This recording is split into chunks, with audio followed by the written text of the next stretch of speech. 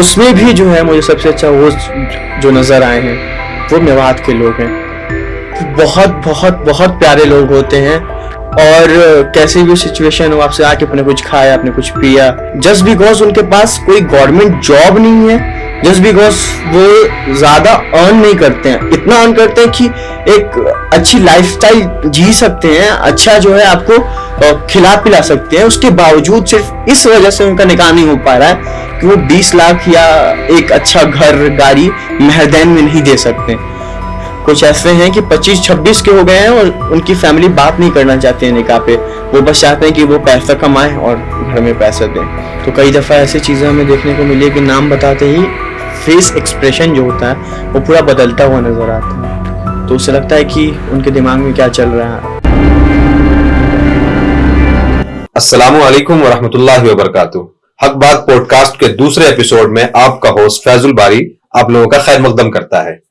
यह हमारी खुशनसीबी है कि आज हमारे स्टूडियो में एक ऐसे शख्स हैं जिनके बारे में अगर अचीवमेंट की बात की जाए तो एक तवील लिस्ट होगी, जिसमें जो सबसे खास मुझे महसूस होता है वो ये है कि एक 22 साल का नौजवान जो अल्हम्दुलिल्लाह शादीशुदा है और उसके बाद उसके पास एक बेटा है और उसके बाद वो प्रोफेशनली जर्नलिस्ट हैं, और जर्नलिस्ट भी ऐसे कि अगर ये कहा जाए कि हिंदुस्तान में माइनॉरिटीज के या फिर जो दूसरे कोई भी हेट क्राइम्स हैं उसके ऊपर अगर किसी ने सबसे अच्छे से रिपोर्टिंग करी है तो ये क्रेडिट उनको जाता है।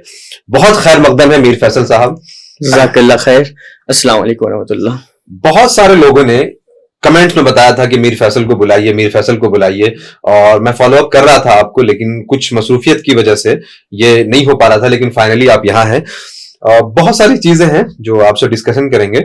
सबसे पहले मैं आपसे जानना चाहूंगा कि एक 22 साल का नौजवान जो ऑलरेडी इतना कुछ कर चुका है कि जर्नलिज्म में उसकी अपनी एक पहचान है, ये सफर कहाँ से शुरू हुआ? Thank you so much for inviting me here. ये जहां तक बात है मेरी जर्नी की जर्नलिज्म में, ये दिसंबर का महीना चल रहा है और यही दिसंबर का महीना था जब मैंने जर्नलिज्म की शुरुआत की। मुझे डेट भी याद है, 13 दिसंबर, जामिया का प्रोटेस्ट। तो जर्नलिज्म से पहले मैं बताना चाहूंगा कि मैं व्लॉगिंग करता था, मेरे यूट्यूब पे खुद के चैनल थे, इंस्टाग्राम पे भी मेरे खुद के चैनल थे, वहां से जो है मैं व्लॉगिंग करता था। लेकिन जब जर्नलिज्म में आना मेरा हुआ, उससे पहले मैं देख रहा था नेशनल मीडिया का रवैया जो था मुसलमानों को लेकर के, या जो भी मीडिया थी, ऑल्टरनेटिव मीडिया भी जिसे कहते हैं, वो भी उनके अंदर वो चीजें दिख रही थी कि हमारे साथ किस तरीके से जो है वो बायस्ड हैं हमारी खबरों को लेकर के, कैसे जो हमारे साथ हेट क्राइम्स हो रहे हैं, जो हमारे साथ जुल्म हो रहे हैं, उसको वो साइडलाइन कर दे रहे हैं, उसको दिखा नहीं रहे हैं, वो चीजों को लाभ नहीं पा रहे थे। फिर वो प्रोटेस्ट से मैंने कोशिश की कि उसको मैं कवर करूं, मैंने अपने फेसबुक पे डाला, काफी लोगों ने उसको अप्रिशिएट किया और फिर मुझे कई लोगों को मैसेजेस आने लग गए कि मुझे अपडेट चाहिए इसके बारे में, क्या हुआ अभी, प्रोटेस्ट कहाँ पहुंचा। फिर पुलिस ब्रुटैलिटी होती है 15-16 को, उस दिन भी हुई, लाठीचार्ज हुई, तो उसमें मुझे भी चोट लगी। मैं फोन से उस वक्त एक तरीके से स्टार्टिंग किया था जो रिपोर्टिंग थी, तो वहां से सबको मैंने कवर करना शुरू किया और फिर वहां से ये जर्नी की मेरी शुरुआत हुई। अच्छा, इसमें एक चीज बताइए, जैसे कि मैं भी आपको पिछले 6-7 महीने से जानता हूं, तो मैंने कुछ लोगों को देखा जो जर्नलिज्म में एज अ जर्नलिस्ट आपको बहुत सपोर्ट कर रहे हैं, या ये कहिए कि उन्होंने बहुत सारी चीजें सिखाई। तो क्या ऐसा मिजाज है लोगों का कि जूनियर्स को सिखा रहे होते हैं? मैं जब स्ट्रगल कर रहा था अपने लाइफ में, जब मैं दिल्ली आया अपनी फैमिली को छोड़ करके और खुद से सारी चीजें, सेल्फ डिपेंडेंट, 16 साल का लड़का, तो मुझे याद है कि 2019 में ही मैं, एक मेरा पीरियड चल रहा था, एक वक्त था जिसमें मैं काफी परेशान था अपनी लाइफ को लेकर के, समझ नहीं आता कि आगे क्या करना है मुझे। फिर मैंने सोचा कि मैंने डिसीजन लिया कि मुझे कुछ करना है, तो मैंने सोचा जर्नलिज्म मेरे ख्याल में आता था, तो मैं लोगों को मैसेज करता था कि मुझे थोड़ा गाइडेंस चाहिए, मुझे बता दीजिए। तो मैंने कई लोगों को मैसेजेस किए, लोग सीन कर देते थे, फिर या कहते थे मिलेंगे, नहीं मिलते थे, तो ये इस तरीके से चीजें होती थी, लोग रिप्लाई नहीं करते थे। फिर एक जर्नलिस्ट हैं बड़े भाई की तरह, उनको मैंने मैसेज किया, तो वो मुझे बिल्कुल नहीं जानते थे, लेकिन उन्होंने मुझे वक्त दिया और मुझे बुलाया, फिर मुलाकात हुई, उन्होंने मोटिवेट किया, समझाया, बोला कि बिल्कुल करो, फिर उन्होंने सपोर्ट भी किया मुझे कि करना चाहिए। फिर उसके बाद से शाहीन बाग और ये जामिया प्रोटेस्ट शुरू हो गया। तो जहां तक बात है सपोर्ट का, बहुत ज्यादा लोगों का सपोर्ट नहीं था कि लोग गाइड कर दें, खास करके इनिशियल स्टेज में वो ऐसा कुछ सीन नहीं था। बाकी बाद में धीरे धीरे इंसान साथ रहते रहते कई सारी चीजें सीखा और देखते देखते खुद से इंसान ने सीखा। अब जबकि आप जर्नलिज्म के फील्ड में 3 साल से ज्यादा से हैं और काफी आपने काम भी किया है, तो इसमें बहुत सारी चीजें ऐसी रही हैं जो बहुत ऑकवर्ड थी, बहुत टफ सिचुएशंस भी आए। कोई एक ऐसा इंसिडेंट बताएं जिसमें ऐसा लगा हो कि यार मैं कहाँ आ गया, और खास तौर से जैसे एक दिल्ली में आप धर्म संसद कवर करने के लिए गए थे आपके कुछ जर्नलिस्ट दोस्तों के साथ, वहां ऑलमोस्ट आपकी लिंचिंग हो गई थी, वो क्या इंसिडेंट था? जी, ये लास्ट ईयर की बात है, रमजान का टाइम था, फर्स्ट ही रोजा था उस दिन। अच्छा। और हम लोग कवर करने के लिए गए हुए थे, काफी धूप भी थी। तो चैलेंजेस तो काफी आए हैं इस तरीके की रिपोर्टिंग में, क्योंकि जब जर्नलिज्म की शुरुआती हुई तो फौरन से जो है हमने दंगे देखे, दिल्ली दंगे देखे। उसके बाद से ये बुराड़ी वाले पे आता हूँ, तो ये बुराड़ी ग्राउंड पे एक 100 गांव का लेकर के एक धर्म संसद हो रहा था वहां पे। उस धर्म संसद में हम कवर कर रहे थे, फिर कुछ लोग आते हैं, नाम पूछते हैं, मैंने नाम बताया, फौरन से उठ के जिहादी बोलने लगे, कार्ड चेक किया, फिर कैमरा छीन लिया, फिर मुझे पीटा, फिर मेरे साथ में थे उनको बैठाया, फिर एक और हमारे सीनियर भाई थे वो भी साथ में थे। तो वहां से उस दिन समझ में आया, रियलाइज हुआ कि लिंचिंग आखिर होती कैसे है। जब आपको हजारों लोग घेर लें और आप बीच में सिर्फ 2 लोग हों और आपका कैमरा छीन लिया जाए, आपको पीछे से जो है सर पे मारे, हाथ पे मारे, तो वहां पे कई सारे पुलिस वाले थे लेकिन बचाने के लिए कोई नहीं आया। आर्मी वाले भी थे, आर्मी वाले काफी ज्यादा थे, तादाद इनकी थी। फिर एक जो वहां पे हमारे भाई थे कलीग, वो गए और वहां पे उन्होंने बोला, फिर भी वो लोग नहीं आए। फिर एक पुलिस जो है वो भी बहुत लोअर पोजीशन के थे, वो आते हैं और भीड़ कहती है कि इसको क्यों दे दिया, इसको तो यही जान से मार देना चाहिए था, तो ये जिहादी को काहे दे रहे हो, एकदम ऐसे ही बोल रहे थे वो। और सबसे मजेदार बात ये कि उस वक्त जो है जिसका हमने इंटरव्यू लिया था, जिस बंदे का, वो भी हमें मारने के लिए आ गया। अच्छा।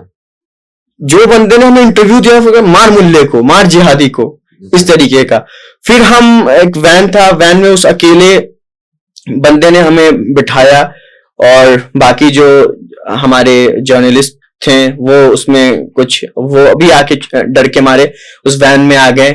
साथ में द क्वीन के एक जर्नलिस्ट हैं, उन्होंने हमारे लिए काफी ये किया कि स्टैंड लिया, उनको भी मारने के लिए वो आए। तो फिर वहां से जो है हम बचे और वो ले करके फौरन वहां से हमें पुलिस स्टेशन ले जाया गया।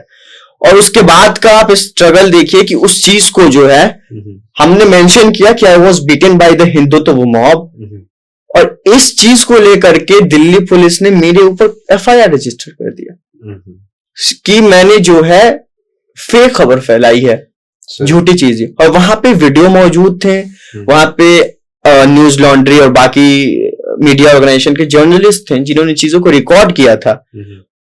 वो सारी चीजों को उन्होंने जो है दिल्ली पुलिस ने कोई एक्शन नहीं लिया, और हम रात को 12 बजे तक, रात को हम वहां पे वेट करते हैं, तब जाके एक कंप्लेंट फाइल होता है। अच्छा, यहाँ पे एक चीज ये बताइए कि धर्म संसद आप कवर करने गए थे, पूरा हिंदुस्तान जानता है कि धर्म संसद में क्या चीजें हो रही हैं। जी। दिल्ली में, यानी हिंदुस्तान के कैपिटल में ये चीजें हो रही है, और लिंचिंग हुई, उल्टा एफआईआर हो गया आप लोगों के ऊपर। इन सारी चीजों में जो हमारी लिबरल मीडिया की लॉबी है, उनका क्या रिएक्शन था? क्या प्राइम टाइम बना, ये मेन स्ट्रीम मीडिया में न्यूज आई? लिंचिंग हुई नहीं, लिंचिंग करने की कोशिश की उन्होंने, प्रॉपर भीड़ घेर लेती है, मारने की बात करती है, इवन मारते भी हैं। तो मेन स्ट्रीम मीडिया, देखिए मेन स्ट्रीम मीडिया में कहीं भी ये चीजें आई नहीं, और कुछ मीडिया ने इसको कवर भी किया। तो जिस तरीके से दिखाना चाहिए था वैसे नहीं दिखाया, जो स्पेस मिलना चाहिए था वो स्पेस मिला नहीं, और इस पे कोई ज्यादा बातचीत नहीं हुई, क्योंकि जिस तरीके के हेट स्पीचेस उस धर्म संसद में दिए गए थे वो कोई पहली दफा नहीं था, इसलिए हम कवर करने भी गए थे। और उस तरीके के कई सारे धर्म संसद हुए उसके बाद भी और उसके पहले भी हो चुके थे, लेकिन वैसे हेट स्पीचेस पे कोई भी एक्शन लिया नहीं गया। तो ये चीजें थी कि हमें तो अब पता है कि क्या चल रहा है, अभी का करंट सिनेरियो क्या है, खास करके यहाँ इंडिया का। तो ये उम्मीद थी, और मेन स्ट्रीम मीडिया से कोई उम्मीद है भी नहीं। अच्छा, ये बताइए कि कितने गवर्नमेंट के जानिब से कितनी ऐसी एजेंसीज हैं जिसकी तरफ से आपको नोटिफिकेशन आ चुका है? मुझे लगता है शायद कोई बाकी नहीं होगा। लगभग जो डाउन का डायलॉग है मूवी का कि 11 मुल्कों की पुलिस ढूंढ रही है, तो ऐसा ही कुछ बना दिया है। नोटिफिकेशन आने की वजह से ही कह सकते हैं कि मेरे अकाउंट को जो है इंडिया में ब्लॉक कर दिया गया, बैन कर दिया गया। ये अपने आप में बड़ी बात है कि एक 22 साल का लड़का है जो सिर्फ जर्नलिज्म करता है, उस जर्नलिज्म की वजह से उसको मारा पीटा भी गया है, और उसके बाद उसके अकाउंट को इंडिया में बैन कर दिया गया, विधेयक कर दिया गया। ये अपने आप में बड़ी बात है। मेरे साथ अगर ऐसा होता, अल्लाह न करे ऐसा हो, लेकिन अगर हो तो ये अचीवमेंट की बात है। जी बोलिए। एक्चुअली में वो मेरा ट्विटर जो था वो मेरा पर्सनल, उसमें कुछ ऐसी चीजें थी नहीं, वो कम्युनिटी के लिए ही बनाया गया अकाउंट था। तो इसलिए कहीं ना कहीं उसमें एक बहुत बड़ा लॉस हुआ। मुझे थोड़ा टाइम समझ में नहीं आया कि ये क्या हुआ, लेकिन फिर मुझे लगा ठीक है, अल्लाह के इसमें कुछ बेहतरी होगी। मुझे लगा कि अल्हम्दुलिल्लाह कोई ना कुछ उसमें बेहतरी रही होगी, तभी ये चीजें हुई। तो वो है, लेकिन उसके ये रहा कि डिसएडवांटेजेस काफी रहे, नुकसान काफी उसका हुआ कि कई सारे ऐसे रिपोर्ट्स जो है वो हाईलाइट करने में थोड़े मुश्किल होते हैं, वो नहीं कर पाते हैं। नए अकाउंट बनाया है, लेकिन वो है कि उस पे ज्यादा फॉलोअर्स नहीं है, और ट्वीट पे वैसे रिएक्शन नहीं मिलता जो पहले वाले पे था। तो एक चीज इसमें जो खास है, जो दिल की बात है, मैं बताना चाहूंगा आपसे कि जब मेरा ट्विटर अकाउंट विथहेल्ड हुआ इंडिया में, तो मुझे लगा था कि एटलीस्ट वो लोग जो मुझसे कांटेक्ट लेते हैं या किसी तरीके का उनको किसी भी स्टोरी में मैं हेल्प कर पाता हूँ, एटलीस्ट वो मेरे लिए लिखेंगे, बोलेंगे। तो सिर्फ 2-3 लोग ऐसे रहे होंगे जर्नलिस्ट में जिन्होंने लिखा। बाकी वो लोग जिनके लिए मैंने रिपोर्ट भी किया हो, या वो लोग जिनको मैंने कनेक्ट करवाया, बात करवाई हो, उनको किसी भी तरीके की हेल्प चाहिए हो कनेक्शन में, जितनी भी मैंने स्टोरी ब्रेक की हो, वो सब करवाने में उनको, उन लोगों ने नहीं लिखा। तो मुझे लगा था कि एटलीस्ट ये जो ऐसे सेल्फ, क्या कहूं, ऐसे जो लोग हैं जिन्होंने कहते हैं कि हम साथ हैं, हमेशा we stand with you, even वो हम व्हाट्सएप पे भी एक मैसेज करके उनका कोई रिएक्शन या कोई कुछ ऐसा सॉलिडारिटी में कोई सपोर्ट नहीं है दिखा। तो ये चीजें लगी कि हाँ ठीक है, इनको बस अपने काम से मतलब है, हमारी जो स्टोरी भी है, हमारे साथ जो चीजें हो भी रही हैं, वो इनके लिए महज एक स्टोरी है, इससे ज्यादा कुछ है नहीं, सब्जेक्ट है वो। हाँ, बस उनके लिए सब्जेक्ट है। ये मुझे रियलाइज हुआ, क्योंकि एटलीस्ट आप इतना तो कर सकते थे ना कि आप कह रहे हैं कि मैं तुम्हारी स्टोरी देख करके मुझे पता चला कि यहाँ पे ऐसा इंसिडेंट हुआ है, या तुम मुझे नंबर दे दो, कनेक्ट करवा दो, तो आपको मेरे वजह से कहीं का लीड मिल रहा है। आपको एक ट्वीट करने में, ये सवाल पूछने में गवर्नमेंट से कि इसने ऐसा क्या किया है कि आपने इसके अकाउंट को विथहेल्ड कर दिया, तो ये किसी ने हिम्मत नहीं दिखाई। जिनसे एटलीस्ट जिनको मैं जानता हूं, जिनसे उम्मीदें थी, उन्होंने ऐसा नहीं किया। तो मेरा इस हवाले से और भी कई सारे सवाल हैं, जैसे कि जब मैंने लिखा था कि हाँ मीर फैसल को मैं होस्ट करने वाला हूं, तो बहुत सारे लोगों ने सवाल ही पूछा। मुझे लगता है इससे रिगार्डिंग में कुछ सवाल हैं जिसको हम आगे लेंगे। जी। यहाँ पे एक चीज मैं पूछना चाहूंगा, पिछले दिनों द क्वीन से आपका कुछ इशू हुआ था, उस बारे में बताइए, वो क्या था? द क्वीन के साथ मेरा कुछ ऐसा पर्सनल इशू तो मतलब कहना चाहिए कि नहीं, लेकिन जो वहां की सीनियर जर्नलिस्ट हैं, सीनियर एडिटर हैं, उनका मेरे पास मैसेज आता है कि काइंडली रिमूव योर नेम, नहीं, our organisation name from your profile. Okay. तो मैंने कहा कि वाई, तो उन्होंने कहा कि आपने कुछ जो है ऐसी बात लिखी थी जिसको वजह से हमें काफी ज्यादा बैकफायर कर रहा है, और आप ये हटा दीजिए अगर आपने हमारे लिए नहीं लिखा है। तो मैंने जो 2-3 स्टोरी की थी उनके लिए उनका लिंक भेजा और मैंने उनको बोला कि मैंने ये सारी स्टोरी की हुई है, मैंने बाय लाइन वाली जो लाइन होती है तो वो मैंने ऐसे ही लिखा नहीं है, ये शायद 2022 की बात है। तो उनको मैंने बोला कि इन सारी स्टोरीज का मैंने पैसा भी नहीं लिया था, तो और आप सिर्फ इसलिए कह रही हैं कि राइट विंग के तरफ से आपके ऊपर आपको टैग किया जा रहा है, तो आप कह रही हैं कि हम नाम हटा दें। मैंने नाम हटा दिया और उसके बाद से मैंने सोचा कि मैं शायद आगे इनके साथ कभी काम नहीं करूंगा। फिर उसके बाद मैंने उनके साथ कभी काम नहीं किया। हालांकि द क्विंट के कई सारे जर्नलिस्ट हैं जो काफी करीब हैं, उनको हमेशा मैंने किसी भी तरीके के कॉन्टैक्ट ये चाहिए, हेल्प चाहिए होती है, मैं हेल्प करता हूँ क्योंकि ऑर्गेनाइजेशन से प्रॉब्लम है, किसी इंडिविजुअल से मेरी प्रॉब्लम नहीं थी और नहीं है अल्हम्दुलिल्लाह। तो उनकी मैं जहां तक हो पाता है मेरा कनेक्शन में उन तक हेल्प करता हूँ। अच्छा, इसमें इन सब से हट करके, जर्नलिज्म से हट करके कुछ पर्सनल चीजें जो हमारे सोसाइटी से बहुत ज्यादा कनेक्टेड है। मैं आपको मुबारकबाद देता हूँ इस चीज के लिए कि आपने एक परफेक्ट एज में शादी की, यानी 21 साल की उम्र में आपने निकाह किया। और आमतौर से हमारे यहाँ ये नोशन नहीं है, खासतौर से लड़कों के और मर्दों के हवाले से, वो 30 के बाद ही शादी करते हैं। तो ऐसी क्या बात थी या आपके माइंड में ऐसा क्या मोटिवेशन था कि आपने एक परफेक्ट एज में 21 साल की उम्र में निकाह किया? शायद ये कंट्रोवर्शियल ना हो जाए क्योंकि ये जो टॉपिक है कई लोग मतलब बचते हैं, और शादी खुद में एक बहुत बड़ी रिस्पॉन्सिबिलिटी है, काफी बड़ी जिम्मेदारी है। और आप देखें निकाह के हवाले से जो जिस तरीके से हमारे मुआशरे में लोगों ने इसको इतनी मुश्किल बनाई हुई है कि कोई भी निकाह करने से पहले सोचता है, और कुछ जगहों पे जहां पे जहेज का मसला नहीं है वहां पे जो है मेहरदैन का ये मसला कर रखा है कि लोगों की एज 28 प्लस 29 प्लस 30 प्लस हो गई है, वो निकाह करना चाहते हैं, लेकिन जस्ट बिकॉज उनके पास कोई गवर्नमेंट जॉब नहीं है, जस्ट बिकॉज वो ज्यादा अर्न नहीं करते हैं, इतना अर्न करते हैं कि एक अच्छी लाइफस्टाइल जी सकते हैं, अच्छा जो है आपको खिला पिला सकते हैं, उसके बावजूद सिर्फ इस वजह से उनका निकाह नहीं हो पा रहा है कि वो 20 लाख या एक अच्छा घर गाड़ी मेहरदैन में नहीं दे सकते।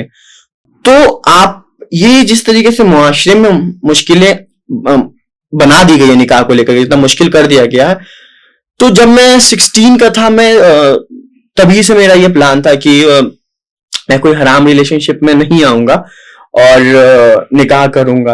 अगर मैं सच कहूं तो दिल की बात, इंडिया में 18 के बाद अगर अलाउ होता तो मेरी कोशिश यही रहती कि मैं 18 के बाद ही निकाह कर लेता, क्योंकि आप फीलिंग्स को मार नहीं सकते और आप कुछ साल पहले चले जाएं तो ये बहुत नॉर्मल था कि 18 की उम्र में शादियां होना, और ये बहुत कॉमन चीजें थी, प्रैक्टिस में थी ये। तो मुझे लगता है कि अर्ली मैरिजेस के काफी सारे बेनिफिट्स हैं और मैं हमेशा इसको इंडोर्स करता हूं। जहां भी जाता हूं मैं कहता हूं, जो लोग भी मुझसे पूछते हैं, अक्सर बहुत सारे यूथ के मैसेज आते हैं, लिटरली मैं वो सारे अगर स्क्रीनशॉट दिखा दूं तो शायद उनके घर वाले यकीन नहीं करेंगे कि उनका बच्चा क्या सोच रहा है और किस दौर से गुजर रहा है। जो अभी के टाइम में स्ट्रगल है खुद में, आप देख लें कि मुआशरे में जिस तरीके से सारी चीजें नॉर्मलाइज हो चुकी हैं, हराम रिलेशनशिप, आप कॉलेज, यूनिवर्सिटी, ट्यूशन, स्कूल, कहीं आप चले जाएं, आप देखेंगे कि वो एक जो बाउंड्री थी वो खत्म हो चुकी है, एक जो गैप था पहले वो गैप खत्म हो चुका है। जाहिर सी बात है जब आप यंग हैं तो अपोजिट जेंडर पे आपकी फीलिंग्स आनी नेचुरल है और इसमें कोई बुराई भी नहीं है। नेचुरल तब जब यानी लड़का लड़की 12 साल की उम्र में बालिग हो जा रहा है, फिर उसके बाद उस सोसाइटी में है जहां पे अगर आप नॉर्मल एक यूट्यूब वीडियो देख रहे हैं तो आपको अजीब अजीब से वाहियात ऐड मिलेंगे। आप नॉर्मल कुछ पढ़ने के लिए मोबाइल खोलते हैं, कोई वेबसाइट ओपन करते हैं तो उसमें आपको वाहियात सा ऐड मिलता है। आपका कार्बोहाइड्रेट बेस्ड डाइट है जो ऐसे ही बदन में गर्मी पैदा करती है। फिर आप मुसलमान हैं, हमेशा आप गर्म चीजें ही खा रहे होते हैं जिससे और आपके बदन में गर्मी पैदा हो। फिर उसके बाद आपका जो पूरा स्ट्रक्चर है, किताबें ऐसी, सारी चीजें वैसी, जिसमें हर जगह फितना ही फितना है। 12-13 साल का कोई लड़का लड़की 20 साल तक पहुंचते पहुंचते उसकी बॉडी पूरी तरह से मैच्योर हो चुकी है। तो क्या ऐसा है कि मतलब यानी उसका और अगर देर हो रहा है निकाह होने में, तो उसके माँ बाप या इस सोसाइटी के लोग उसको फितना की तरफ पुश कर रहे हैं? बिल्कुल, फितने की तरफ तो ढकेलना ही हुआ, क्योंकि अभी मैं आपको बता दूं कि कई सारे ऐसे रिपोर्ट्स हैं, जब आप देखेंगे तो 12 से 13 साल के लड़के और लड़कियां इवन पॉर्न एडिक्ट हैं, मास्टरबेशन में जो है एडिक्ट हैं वो। तो इसके नुकसानात काफी ज्यादा हैं।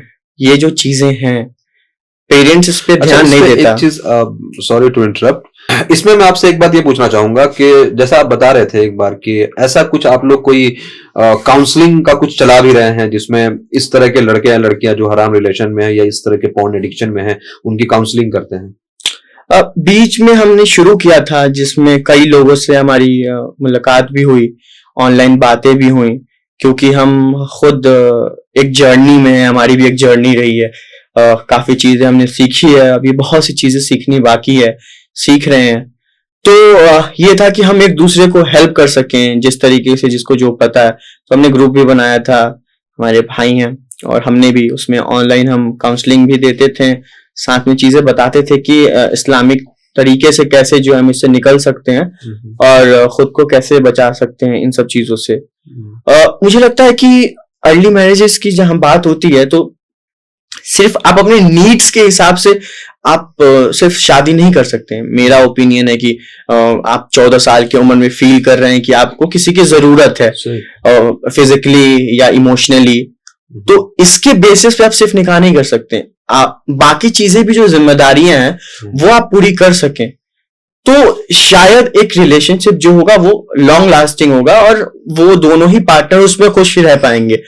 तो मुझे कॉलेज स्टूडेंट्स के काफी ज्यादा मैसेज आते हैं मेरे इंस्टाग्राम पे कि भाई आपका निकाह कैसे हुआ। रिसेंटली मैंने स्टोरी भी डाली हुई थी, तो वो बताते हैं, पूछते हैं कि फैमिली को कैसे मनाया। हमारी फैमिली मानने को तैयार नहीं है। कुछ ऐसे हैं कि 25-26 के हो गए हैं और उनकी फैमिली बात नहीं करना चाहती है निकाह पे, वो बस चाहते हैं कि वो पैसा कमाए और घर में पैसा दें। देखिए, कुरान में अल्लाह ने खुद कहा है कि तुम निकाह करो, मैं तुम्हें गनी कर दूंगा। तो मुझे जो लगता है, जो सबसे बड़ा कह दे कि जो कमी है हम मुसलमानों में, वो तवक्कुल का है। मैं अपनी जर्नी बताऊं। तवक्कुल मतलब? अल्लाह पे यकीन। किस तरह से? कि अल्लाह है, अल्लाह दिख नहीं रहा है, और ये यकीन कि अल्लाह ने जो कहा है वो कर देगा। जैसे कि मैं अपना एग्जांपल देता हूं कि जब मैंने ये अपना मन बनाया निकाह करने का, तो मैंने सोच लिया था कि मैं हर वो सुन्नत को फॉलो करते हुए निकाह करूंगा जिस तरीके से हमारे रसूलुल्लाह सल्लल्लाहु अलैहि वसल्लम ने बताया है और करके दिखाया है। उस सुन्नत को अमल करते हुए मेरा यकीन था कि अल्लाह मेरे लिए जो है रास्ता खोलेगा, क्योंकि जो भी आपका पार्टनर होता है, जो भी स्पाउस होता है, वो अपना रिस्क साथ लेकर के आता है। एक घर में जहां पे 16-17 रोटियां बन रही हैं, 2 एक्स्ट्रा रोटी और बन जाएगी। तो मसला यहाँ पे तवक्कुल का है कि यकीन ही नहीं है कि वो अल्लाह प्रोवाइड करेगा। आपको अब तक खिला रहा है अल्लाह, लेकिन आपको लगता है कि आप जो है अपनी मेहनत से कमा रहे। मेहनत बहुत लोग करते हैं, लेकिन सारे लोग कमा नहीं, वो उतना अर्न नहीं कर पाते हैं। तो यही मैंने सोचा कि जो है निकाह अपना प्लान किया मैंने। फिर मैंने एक भाई से पूछा, उन्होंने बोला कि आप अपना बायोडेटा बना के दीजिएगा, आप सीरियस हैं तो। फिर मैंने उनको बायोडेटा अपना दिया, और मेरा शुरू से प्लान था कि निकाह में जो है मैं सिर्फ 4 लोग जाएंगे, इससे ज्यादा लोग नहीं होंगे। तो मेरे निकाह में टोटल 4 मेल ही थे, इससे ज्यादा कोई नहीं था मेरे साथ। निकाह मेरी मस्जिद में हुई अल्हम्दुलिल्लाह, और मैंने वलीमा किया। और ये शुरू से जो मेरा माइंडसेट था कि मैं कोई जहेज नहीं लूंगा, और एक भी मैं रुमाल तक एक्सेप्ट नहीं करूंगा। और अल्हम्दुलिल्लाह, जो कि एक नॉर्मल चीज है, जो बहुत ये अचीवमेंट वाली बात नहीं है, लेकिन ये बताना इसलिए भी जरूरी है कि लोगों ने जिस तरीके से क्या कहते हैं, औरत के फैमिली पे जिस तरीके का प्रेशर बनाया हुआ है कि जब बच्ची हो जाती है घर में, उस वक्त से माँ बाप के सर में ये सोचना शुरू हो जाता है, ये टेंशन हो जाता है कि इसका दहेज का इंतजाम कैसे करेंगे, दहेज कहां से लाएंगे। तो मुझे था कि मैं बिल्कुल सिंपल निकाह करूंगा और उन सब चीजों को फॉलो भी किया अल्हम्दुलिल्लाह मैंने। तो अल्हम्दुलिल्लाह मुझे अल्लाह की मदद भी आई।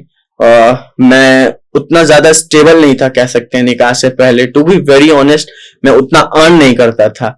लेकिन मेरे निकाह के बाद मुझे कई सारे फ्रीलांस प्रोजेक्ट मिले, इंटरनेशनल प्रोजेक्ट काफी ज्यादा मिले। मैं फ्रीलांसिंग करता था, अभी भी मैं फ्रीलांसिंग करता हूँ कई जगहों पे।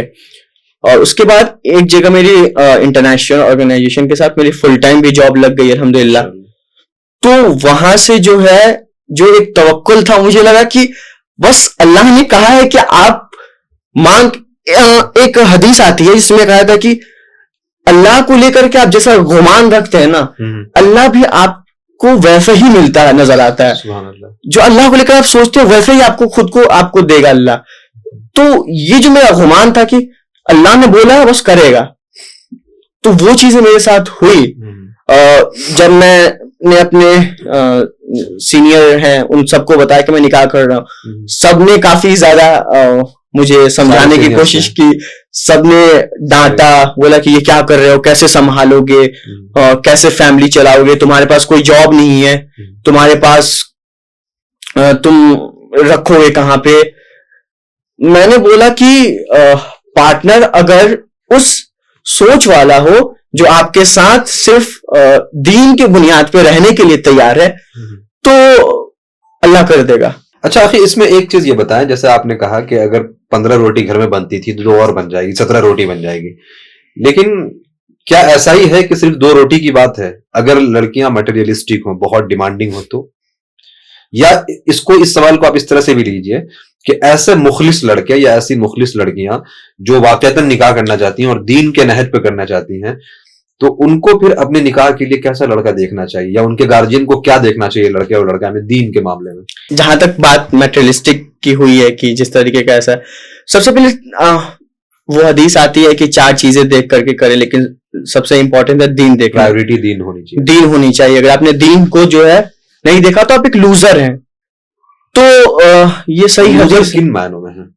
आखिरत के मामले में है ना, और दुनिया से भी चले जाएंगे। अगर आपको लगता है कि आपकी अर्निंग 1000 रुपए महीने की है, तो आप ये मानते हैं कि अगर आपका हस्बैंड या आपकी वाइफ दीनी नहीं है, यानी इस्लामी मिजाज उसका नहीं है, तो वो आपको दीन से दूर ले जाएगी या आपको कॉम्प्रोमाइज करवा देगी?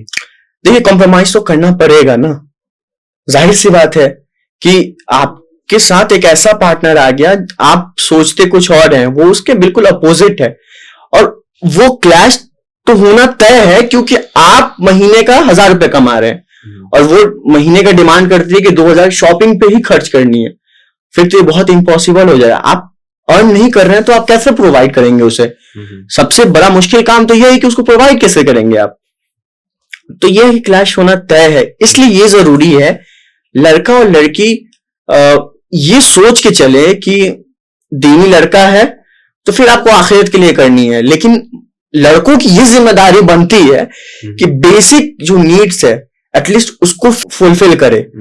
वो बहुत जरूरी होती है, जैसे छत देना, खाना, और जैसे अभी चीजें हैं दिल्ली जैसे शहर में गर्मी रहती है तो उसके लिए फ्रिज वगैरह, ये छोटे मोटी चीजें हैं, बेसिक जो नीड, जो बेसिक नीड्स है वो आप पूरा कर दें, क्योंकि वो बहुत बहुत बेसिक चीजें हैं। तो वो तो होना ही चाहिए, और उसके लिए एटलीस्ट लड़का जिम्मेदारी लेने के लिए तैयार है। बाकी कई ऐसी लड़कियां भी मिल जाएंगी जो उसके बगैर भी रहने के लिए तैयार हो सकती हैं। लड़के भी ऐसे हैं। अब ये बताइए कि क्या वाकईतन ऐसी लड़कियां हैं आपके नजर में जो 25-26 साल की उम्र में हो रही हो, निकाह नहीं हो रहा और वो परेशान है निकाह हो जाए? टू बी वेरी ऑनेस्ट, काफी ज्यादा, काफी ज्यादा। कुछ ऐसे इवन हमारे रिलेटिव में भी और खानदान में, बाकी इंस्टाग्राम के थ्रू जब हम वो पेजेस बनाए थे उस पे कई सिस्टर्स के डीएम आते थे कि कोई रिश्ता हो हमारे लिए तो बताएं। वजह यही है कि कुछ को जो है सही अकीदे का लड़का नहीं मिलता, कुछ को जो है दहेज की डिमांड रहती है, और सबसे ज्यादा कि एज ज्यादा हो चुकी है। एज वाले को लेकर के उनको निकाह करने के लिए कोई तैयार नहीं होता। 27-28 के बाद कोई प्रेफर ही नहीं करता कि ऐसी लड़की से निकाह करे। ज्यादातर लोग, मैं कोई जनरलाइज नहीं करूंगा, लेकिन ज्यादातर लोग, उनका भी यही कहना था कि रिजेक्शन मिल रहा है हमें। और वो भी कई मामलों में कॉम्प्रोमाइज नहीं करना चाहती हैं, जाहिर सी बात है, दीन के मामले में। तो फिर उनके साथ भी एक अलग अपना स्ट्रगल है। तो हैं ऐसी कई ऐसी सिस्टर्स मिलेंगी, कई ऐसे हैं जो स्ट्रगल कर रही हैं। अच्छा, तो ये जो देर हो जाती है शादियों में, यानी अर्ली मैरिजेस हमारे सोसाइटी में जो नॉर्मलाइज नहीं है, इसका सोसाइटी पे, खासतौर से इस्लामिक सोसाइटी पे क्या इम्पैक्ट होता है? जाहिर सी बात है ना, अपने बच्चों को फितने की तरफ ढकेल रहे हैं। आपका बच्चा 8 साल 9 साल का होता है तो आप फोन उसको पकड़ा देते हैं, वो यूट्यूब पे जो है कार्टून देख रहा होता है, और उस कार्टून के बीच में उसको 18+ एड्स आ रहे होते हैं। आप सोचिए कि वो हटा दें आपके घर में, जहां पे टीवियां चल रही हैं, वहां पे जो ड्रामे होते हैं, इंडियन ड्रामे हो या पाकिस्तानी ड्रामे हो, किस तरीके के वो ड्रामे होते हैं आप सोच सकते हैं। वो बच्चे देख देख करके, गांव में कहावत है कि उम्र से पहले ही जवान हो गए, समझिए ना, कि एज से पहले ही। और फोन जब है आपके हाथ में, सोशल मीडिया एक ऐसा बड़ा फितना, जिसमें इंस्टाग्राम को मैं फितनाग्राम कहता हूं। इंस्टाग्राम बहुत बड़ा फितना वाला जगह है। ऐसा कि पहले जो थी, फोन जब तक नहीं था लोगों के हाथों में, तो लोगों के बीच में गैप था। वो तभी मिल पाते थे या बातें कर पाते थे जब वो स्कूल या कॉलेज आते थे। सही। लेकिन फोन ने आकर के उस डिस्टेंस को मिटा दिया। सही। वो गैप खत्म कर दिया पूरा। सही। फोन है, आप जो चाहे बात कर लें। फोन है, सारे गुनाह फोन पे हो रहे हैं। तो फोन ने काफी नुकसान किया। फायदे हैं तो नुकसानात भी काफी हैं। तो आप ये कह रहे हैं कि मुस्लिम बच्चों को फोन यूज नहीं करने देना चाहिए, या ये कि उसके लिए कुछ गाइडलाइन हो, गार्जियन को कुछ ट्रेन किया जाए कि आप बच्चों को कैसे ऑपरेट करेंगे? देखिए, जिस तरीके से हमारी सोसाइटी डे बाय डे एक टेक्नोलॉजी की तरफ जा रही है, आप उसे दूर भी नहीं कर सकते, क्योंकि उसके काफी ज्यादा नुकसानात भी हो जाएंगे। लेकिन ये कि आपको एक पूरी टाइमलाइन सेट कर रखनी पड़ेगी, पूरी गाइडलाइन के साथ। आपको उतना ही फोन यूज करने दें जितना देख सकता है। कई सारे आप देखेंगे कि एड्स ब्लॉकर आते हैं, कई सारे आपको फीचर्स मिलते हैं, जिसमें बहुत से साइट्स आप विजिट नहीं कर सकते हैं। सोशल मीडिया ना यूज करने दें, ऐसा सोशल मीडिया ही यूज करने दें जिसपे वो चीजें नहीं देख सकता। और सबसे बड़ी चीज, सही और गलत के बीच अपने बच्चों को बताना। पेरेंटिंग अभी के टाइम में बहुत ज्यादा इंपॉर्टेंट है।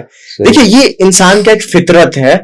हमें जब कुछ चीज रोकी जाती है, कोई भी चीज करने से, हम जानबूझ के सोचते हैं कि हम एक बार तो कर लें, वो उसके अगेंस्ट जाता है। और ये ज्यादातर इंसानों के साथ है कि उसके साथ जो चीजें हो रही है ना, वो उसके खिलाफ जाके कुछ ना कुछ करेगा। तो आपको अपने बच्चे की तरबियत वैसी करनी पड़ेगी कि वो सही और गलत का फर्क समझ सके। तो ये चीजें हैं कि आप वैसा समझाएं, और सही वक्त पे आप अपने बच्चों को निकाह करें, ताकि जो जरूरियात चीजें हैं वो पूरी कर सकें। अच्छा, मैं कभी कभी सोचता हूं कि मतलब हम कुछ ऐसा गुनाह जाने अनजाने कर रहे होते हैं जिसमें हमारा कोई फायदा नहीं है, यानी ना हमारे बॉडी को उससे कोई फायदा हो पाया, ना किसी भी सेंस में। उसको गुनाह बेलज्जत बोलते हैं, यानी कर कोई और रहा था, गुनाह आपको हो गया। जैसे आपने गाना बजाया है ना, या फिर दूसरा कोई बजा रहा था, आपने सुना, अब उसका गुनाह उसको हो रहा है। तो क्या ऐसा नहीं है कि जो लेट शादियां होती हैं उसमें जो लोग, यानी जो बच्चे मजबूरन फितनों में जा रहे हैं, या ये कि सोसाइटी में फितनों की, जैसे मैं समझता हूं कि आज के टाइम पे कितना बड़ा भी अपने आप को मुसलमान कह रहा हो, अगर उसकी हिस्ट्री आप चेक कर लें तो वो एक्सपोज हो जाएगा। बाकी यह है कि भाइयों के ऐप पे पर्दा डालना चाहिए, और अल्लाह हमारे ऐपों पे पर्दा डाला, इसलिए हम नेक दिखते हैं। बिल्कुल। तो ये जो माँ बाप गुनाह बेलज्जत कर रहे हैं, और एक पूरी अगली जनरेशन, जैसे अमेरिका का डेटा है, खासतौर हिंदुस्तान का डेटा है कि हिंदुस्तान में 55% औरतें जो एक्स्ट्रा मैरिटल अफेयर में होती हैं। तो क्या आपको नहीं लगता कि एक हम पूरी अगली जनरेशन जानी पैदा कर रहे हैं किसी न किसी फॉर्म में, और उसका जो है गुनाह माँ बाप को हो रहा है? जाहिर सी बात है, माँ बाप की गलतियां तो हैं इस मामले में खास तौर पे, और वो गलतियां जो माँ बाप खुद भी नहीं कर रहे होते हैं, लेकिन उसका उनको अल्लाह के यहाँ जवाब तो देना पड़ेगा। क्योंकि कहीं ना कहीं एक गलती तो है, माँ बाप जिना नहीं कर रहे होते हैं, लेकिन कहीं ना कहीं बच्चे को जिना की तरफ ढकेल रहे होते हैं। तो आप कह सकते हैं कि अगली जनरेशन जो है जानी हो रही है, और इस तरीके का होता रहेगा जब तक आप चीजों को, जो प्रॉब्लम है, आप जब तक उस प्रॉब्लम को खत्म ना कर दें, और प्रॉब्लम का सॉल्यूशन ही यही है कि आप जल्दी निकाह करें। मेरा ख्याल है कि निकाह के ऊपर काफी बातें हो गई हैं। जब आप बुरारी इंसिडेंट के बारे में बता रहे थे तो मेरे जहन में एक बात आई, जैसा आप कह रहे थे कि उस वक्त ऐसा लग रहा था कि लिंचिंग में क्या होता है, आप ऐसा फील करते हैं। इस वक्त इजराइल और हमास के बीच जंग हो रही है। गाजा में ऐसा बताया जा रहा है रिपोर्ट्स के अकॉर्डिंग कि 100 से ज्यादा गाजा में जर्नलिस्ट शहीद हो चुके हैं। क्या ऐसा लगा कि अब शहादत का वक्त आ गया बुरारी में उस दिन? एक इसके साथ एक और चीज, शहादत यानी ग्राउंड पे जर्नलिज्म करते हुए शहादत के लिए तैयार हैं? हाँ बिल्कुल, देखिए मेरे जैसा शायद वो हर मुसलमान भी जो है उसके ऊपर कहीं ना कहीं उस तरीके का कह सकते हैं कि एक उनके अंदर डर है। चाहे आप रिसेंटली ट्रेन वाले इंसिडेंट को देख लें, दाढ़ी और टोपी देख करके गोली से पुलिस वाले ने मार दी, और जबकि वो मेंटली फिट है, उसको कोई प्रॉब्लम नहीं है। और इस तरीके के इंसिडेंट बहुत नॉर्मलाइज होते हुए दिखते हैं कि किसी को कहीं पकड़ के पीट देना, मार देना। तो मुसलमानों का शायद वो टाइम मुझे लगता है कि शुरू हो चुका है, लेकिन हम पैलेस्तीन और वहां से कंपेयर नहीं कर सकते हैं, बिल्कुल वहां से काफी दूर है। शायद हम उनका वो दर्द भी महसूस नहीं कर सकते जो जिस अभी दर्द से वो गुजर रहे हैं। लेकिन मेरा स्पेशली, मैंने जब शुरुआत ही किया था तो मुझे लग गया था कि काफी रिस्क है और कई सारी चीजें हैं, कई सारी चीजें मेरी फैमिली को भी नहीं पता, ना कभी मैंने बताया, लेकिन है एक डर रहता है कि आप दंगे कवर कर रहे हैं, भीड़ ने पकड़ के आपको पीट दिया, भीड़ ने आपको लिंच कर दिया। तो ये चीजें हैं बिल्कुल, इसका तो एक रहता है। उसके लिए मैं बिल्कुल तैयार हूँ। अल्लाह ने जो लिखा होगा वो तो होना है। कुल्लू नफ्सिन जायकातुल मौत, हर जानदार को मौत का मजा चखना है, और जब सही वक्त होगा फिर उसका क्या कर सकते हैं। अच्छा, मैंने जो है ट्विटर पे ये पोस्ट किया था कि मैं आपको होस्ट करने वाला हूं, तो काफी सारा सवाल है जिसमें से कुछ इंटरेस्टिंग सवाल है। मैं चाहूंगा कि आपसे जो है उसके बारे में 101 करके लूं। एक यूजर है भाई, उन्होंने पूछा है कि प्रिंट मीडिया या डिजिटल मीडिया मुसलमानों के लिए कौन सा बेस्ट है? अब प्रिंट मीडिया में मुझे लगता है कि ज्यादा अपॉर्चुनिटीज नहीं है, लेकिन अगर आप डिजिटल मीडिया में आना चाहते हैं तो प्रिंट मीडिया में आप 2-3 साल काम कर लें, वो एक्सपीरियंसेस ले लें, ताकि आपको डिजिटल मीडिया में वो चीजें बहुत हेल्प करेंगी। तो दोनों ही अच्छा है, लेकिन आप प्रिंट मीडिया में रहते हैं तो ज्यादा कुछ नहीं कर पाएंगे, लेकिन ये ऑर्गेनाइजेशन के ऊपर भी डिपेंड करता है। तो प्रिंट में वैसा कोई ऑर्गेनाइजेशन मुझे अभी नजर नहीं आता तो मुसलमानों के लिए खास तौर पे कर रहा हो, लेकिन एक्सपीरियंस लेना बहुत जरूरी है, जो मुझे खुद रियलाइज होता है। अगर आप किसी भी मेन स्ट्रीम मीडिया में, प्रिंट मीडिया में रह के वो एक्सपीरियंस लेते हैं, उसके बाद फिर डिजिटल में आइए, अच्छा है। अच्छा, एक सवाल है कि how he is managing all the finance, ये आपसे पूछने के लिए कहा जा रहा है। And what motivates him to pursue this path in difficult situation. तो पहला तो ये कि फाइनेंस आप कैसे, क्योंकि अब जो है अल्लाह आपको बहुत मुबारक करे, बहुत तरक्की दे। द ऑब्जर्वर पोस्ट, जो लोग नहीं जानते उसको फॉलो जरूर करें, और खास तौर से ये हमारी और आपकी जिम्मेदारी है कि मुस्लिम मीडिया हाउसेस को प्रमोट करें, अपने लोगों से सब्सक्राइब करवाएं, और जितना ज्यादा हो सके उसकी रीच बढ़ाएं। तो एक तो ये कि बहुत बहुत मुबारकबादी इसके लिए। ये जो सारी चीजें हैं, जैसे कि अल्हम्दुलिल्लाह अब आपका निकाह हो चुका है, और फिर आप एक प्रॉपर मीडिया हाउस रन करना चाह रहे हैं और स्टार्ट कर दिया है, ग्राउंड रिपोर्ट्स करते हैं, तो ये सारी चीज का फाइनेंस कैसे मैनेज होता है? देखिए, अभी हमारे पास काफी ज्यादा स्टाफ है नहीं, हम कोशिश में हैं कि प्रॉपर तरीके से रन कर सके, लेकिन जाहिर सी बात है फाइनेंशियल क्राइसिस की वजह से हम चीजें रन नहीं कर पा रहे हैं। अल्हम्दुलिल्लाह मेरे पास जो है एक जॉब है जिसके वजह से मैं चीजों को मैनेज कर पाता हूँ। उसके अलावा फ्रीलांसिंग भी मैं करता हूँ, जिसके वजह से मैं चीजों को मैनेज कर पाता हूँ। और सबसे अहम चीज ये कि मेरा कुछ ज्यादा खर्चा नहीं है, मेरे ऊपर खुद का खर्चा बिल्कुल समझ लीजिए 0 है, मेरे ऊपर खुद का कोई खर्चा ही नहीं है। सबसे बड़ा टेंशन जो होता है वो बस फ्लैट का रेंट देना, वो एक हेडेक वाली चीजें होती है, और अल्हम्दुलिल्लाह वो चीजें हम कर रहे हैं मैनेज। बाकी 1-2 दोस्तों के थ्रू जो है हम हेल्प ले करके, और जो लोग हमारे लिए लिख रहे हैं और जो लोग हमारे साथ है फुल टाइम, उनको हम थोड़ा बहुत देते हैं, बहुत ज्यादा नहीं, क्योंकि वो भी कम्युनिटी को लेके फिक्रमंद हैं, तो वो भी एक कंट्रीब्यूशन के तौर पे कर रहे हैं फिलहाल, तो उतना ही कर रहे हैं। तो एक है, अभी स्टार्टिंग है, इनिशियल स्टेज है, लेट्स सी कहां तक ये जा पाता है। अल्लाह आपको मजबूत रखे। आमीन। बाकी जो आपके जो खर्च के बारे में आपने कहा कि आपका खर्च तकरीबन 0 है, एक यूजर है हमारे भाई, उन्होंने पूछा है कि आपसे पूछें कि आप जो स्किन केयर है इसका रूटीन क्या है। तो ऐसा सच अगर कुछ है आप इसके बारे में आंसर करना चाहे तो कर सकते हैं। देखिए ऐसा कुछ है नहीं, पिंपल्स में निकला हुआ मेरे, तो कुछ ऐसा है नहीं, स्किन केयर नॉर्मल है। 5 टाइम वजू। हाँ अल्हम्दुलिल्लाह।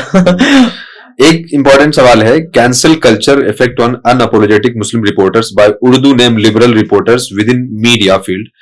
It will be good to share some stories. ये जो कैंसिल कल्चर है उर्दू नेम वालों की वजह से, इसके बारे में बताएं। इसमें मैं ज्यादा नहीं जानना चाहूंगा, लेकिन कैंसिल कल्चर है क्या? ये कैंसिल कल्चर यही है बेसिकली कि आपके किसी भी आइडियाज से जो है अग्री ना करना और उसको लेकर के कि अगेंस्ट चले जाना, फिर ये कि अब हम इसको कहीं भी स्पेस नहीं देंगे, इसके बारे में बात नहीं होने देंगे, और उनका जहां तक मन पता है इसको काम भी देने से रोकते हैं। तो ये तो है कि मैं इंडिया में फिलहाल तो मेरा किसी के साथ अभी नहीं कर रहा हूँ। तो आर्टिकल 14 एक है जिसने काफी मुझे स्पेस दिया है, उसके अलावा शायद कहीं मुझे स्पेस नहीं मिलता, बाकी इंटरनेशनली ही मैं कर रहा हूँ। अच्छा ये बताइए कि क्या ऐसा है, यानी लेफ्ट विंग मीडिया हाउसेस में लॉबीज हैं क्या? जी जी, वो तो प्रॉपर है। लेफ्ट विंग राइट विंग हर सबकी एक लॉबी होती है और वो है, उसमें कुछ तो राइट विंग से तो उनका क्लैश है, तो लेफ्ट विंग में लॉबीज क्या करती है? मुस्लिम जर्नलिस्टों का टांग खींचती है? नहीं, मुस्लिम जर्नलिस्टों का तो टांग नहीं खींचते हैं, उनका जहां तक हो पाता है वो सपोर्ट भी करते हैं, लेकिन जब आप सिर्फ अपनी आइडेंटिटी को लेकर के आ रहे हैं, वो चाहते हैं सिर्फ आप जर्नलिज्म से रिलेटेड बातें करें, लेकिन हम कहते हैं कि अपनी आइडेंटिटी को रखते हुए हम बात करते हैं, फिर वहां से प्रॉब्लम शुरू होते हैं कि कैसे जो है ये इस्लाम और बाकी चीजों की बात कर रहा है। अच्छा एक सवाल ये है कि क्या किया जाए मुस्लिम उम्मत का यूथ एक अम्ब्रेला के नीचे आ जाए उम्मत के खिलाफ होने वाले अत्याचार के खिलाफ, ऐसा क्या? देखिए, मुस्लिम यूथ को सबसे पहले समझना पड़ेगा कि उनका मकसद क्या है। हम अपना मकसद ही भूल बैठे हैं, सबसे बड़ी प्रॉब्लम ये है। तो उसके लिए जरूरी है अवेयरनेस, वो लाना कि जो लोग इन सब चीजों में माहिर हैं, जितने भी उलेमा हैं, ये उनकी रिस्पॉन्सिबिलिटी बनती है कि यूथ को टारगेट करें। और आपके सामने बहुत बड़ा एग्जाम्पल है यूथ क्लब, वहां पे जिस तरीके से यूनिवर्सिटीज और कॉलेजेस में जा करके बच्चों को ट्रेंड किया जा रहा है और बच्चों को जो है बताई जा रही है चीजें। तो आप जब तक यूथ को तैयार नहीं करेंगे, फिर आने वाला नस्ल तैयार नहीं होगा। यूथ से ही अगला जनरेशन है। एक और यूजर है, उन्होंने पूछा है, ask him what challenges and criticism he by liberal media when he present news without sugar coating. क्या है मतलब, ऐसा है क्या जब आप अपनी आइडेंटिटी को आगे रखते हुए न्यूज रिपोर्ट करते हैं तो आपको इसके ऊपर बैकलैश होता है लिबरल मीडिया हाउसेस की तरफ से? ऐसा कुछ तो नहीं है, बस ये कि उसको इंडोर्स नहीं करते, ये एम्पलीफाई नहीं करते और उसके बारे में बात नहीं करते। बस ये कि उस रिपोर्ट के बारे में जरूर बात करेंगे, लेकिन उसके जरिए जो है वो अपना रिपोर्ट तैयार करेंगे। तो ये चीजें होती हैं लिबरल मीडिया की तरफ से। सही। अब जैसे रिसेंटली ऐसा हुआ भी था, मैं नाम नहीं लूंगा, लेकिन मुझसे किसी इशू के ऊपर पूछा गया जी, और आर्टिकल में ये बात आनी थी, तो मैंने उसको कुरान रेफरेंस डालते हुए कि मैं ये बात कह रहा हूँ, कुरान ऐसे कहता है। उन्होंने मेरी बात तो ले ली, लेकिन कुरान ऐसा कहता है उसको कट कर दिया। तो मुझे लगा कि यार मेरी बात हटा देते, कुरान की बात रहने देते। बहरहाल एक और सवाल है कि भगवा लव ट्रैप डिस्कस करिए। ये जो भगवा लव ट्रैप का मामला है, क्या आप मानते हैं कि वाकई भगवा लव ट्रैप है? जाहिर सी बात है, ट्रैप तो है ही है। अगर इन नॉर्मल बात किया जाए तो ऐसे आप ट्रैप नहीं भी हो रहे हैं, तो आप दीन की नजरिए से देखा तो आप ट्रैप ही हो रहे हैं। आप दीन से हाथ धो बैठते हैं। सेकुलर लेफ्ट ट्रैप को भी मानते हैं? तो जाहिर सी बात है, वो इस चीज को कहीं ना कहीं इंडोर्स कर रहे होते हैं, जहां से आप ईमान से भी हाथ धो बैठते हैं। तो है, ये ट्रैप तो है, दोनों तरफ से ट्रैप है। ओके, तो भगवा लव ट्रैप भी है और सेकुलर लव ट्रैप भी है। बिल्कुल। उसका सॉल्यूशन क्या है? देखिए, जो भगवा लव ट्रैप है ना, वो तो क्लियर है, लेकिन जो ये आप बात कर रहे हैं जिसका, उनके साथ मसला ये है कि वो इसको जायज बताने लग जाते हैं, फिर उसके वो आपको कुफ्र तक लेके जाता है। अच्छा। फिर वो आपका कह लें कि ईमान के साथ वो सीधा कॉम्प्रोमाइज वाली बातें हो जाती हैं। वो आपको ये यकीन दिलाएंगे जायज, इसे मानो और इसे सेलिब्रेट करो हमारे साथ। अच्छा। तो ये चीजें हैं। मतलब आप ये कहना चाह रहे हैं कि आप क्रिसमस मनाना, होली मनाना, इन सब चीजों को आप इंडोर्स नहीं करते हैं? देखिए, एज अ मुस्लिम जर्नलिस्ट या एज अ मुस्लिम मैं इसमें पार्टिसिपेट नहीं करता हूँ। आप पहले मुसलमान हैं कि जर्नलिस्ट हैं? जाहिर सी बात है, जर्नलिज्म तो मैंने 4 साल से शुरू किया है। अब पैदा हुआ था तो मैंने तो अजान सुनते हुए पैदा हुआ था ना, तो हमारा तो पहला नाम तो अल्लाह का गया, तो हम मुसलमान ही है, उसके बाद जो है सो है। अच्छा, तो जब आप ये कहते हैं कि आप पहले मुसलमान हैं और फिर जर्नलिस्ट हैं, तो आज के वक्त में हिंदुस्तान में जो सिचुएशंस हैं, तो आप एज अ मुस्लिम जर्नलिस्ट जब आप काम करते हैं तो कितना डिफिकल्ट है, और मेन स्ट्रीम में आप इंडियन मीडिया हाउसेस में क्यों नहीं जाना चाहते हैं? मुझे लगता है कि नाम का बहुत बड़ा एक असर रहता है, और वो हमने ग्राउंड पे देखा है। किसी भी रिपोर्ट को हम कवर करने के लिए गए तो कई दफा ऐसी चीजें हमें देखने को मिली कि नाम बताते ही फेस एक्सप्रेशन जो होता है वो पूरा बदलता हुआ नजर आता है। तो उसे लगता है कि उनके दिमाग में क्या चल रहा है। और पुलिस से जब भी हमने बात करने की कोशिश की तो ज्यादातर टाइम उन्होंने हमसे बात नहीं की है, फोन कट कर देते हैं या कुछ और उल्टा सीधा जवाब दे देंगे। कुछ ऐसे जो समझदार पुलिस ऑफिसर्स होते हैं वो बात कर लेते हैं, लेकिन ज्यादातर हमें बहुत ऐसा महसूस होता है कि वो हमसे बात नहीं करना चाहते नाम को लेकर के।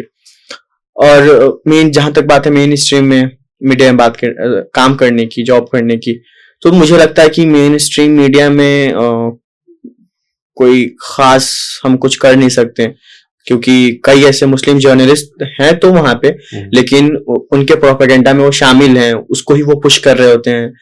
वो भी मजबूर हैं, उन्होंने कोर्स किया हुआ है, कहीं ना कहीं पैसा खर्च किया हुआ है अपनी डिग्री लेने के लिए, और उनको घर चलाना है। तो ये आप जिसको मजबूरी कह रहे हैं, क्या वो स्लेवरी है? जॉब तो कोई भी स्लेवरी है देखा जाए एक तरह से, तो कहीं ना कहीं एक वो जॉब है जिसमें आप जैसे सोचते हैं वैसे कर रहे होते हैं, लेकिन एक वो जॉब है जिसमें आप सोच नहीं रहे हैं, वो आपका वो आइडिया नहीं है, आपका वो मिजाज नहीं है, लेकिन फिर भी आपको मजबूरन करना पड़ता है। तो क्या ये जॉब ही है या फिर ये स्लेवरी है? दोनों ही कह सकते हैं इसको। तो इसमें ज्यादा डीप जाना मैं मुनासिब नहीं समझूंगा, क्योंकि काफी कंट्रोवर्सी हो सकती है इन सब चीजों को लेकर के। लेकिन ये है कि ज्यादातर मजबूरियां में कर रहे होते हैं और उनको बैकएंड पे ही रखा जाता है। और कोई मुस्लिम एंकर आपको ज्यादा देखने को मिल जाए तो वो आप देखेंगे किस साइड से बैटिंग कर रहे होते हैं। उनका जब आप देखेंगे जो रवैया रहता है वो प्रो गवर्नमेंट और स्पोक पर्सन की तरह काम कर रहे होते हैं, गवर्नमेंट के स्पोक पर्सन की तरह।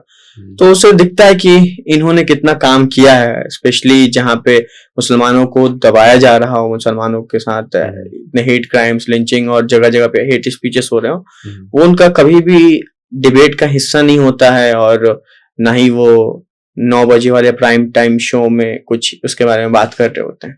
अच्छा, बहुत सारी जगहों पे आप ग्राउंड पर जाकर के रिपोर्टिंग करते हैं। बिहार में आपने रिपोर्टिंग की है और मेवात में काफी रिपोर्टिंग की है, राजस्थान, झारखंड जाना हुआ आपका।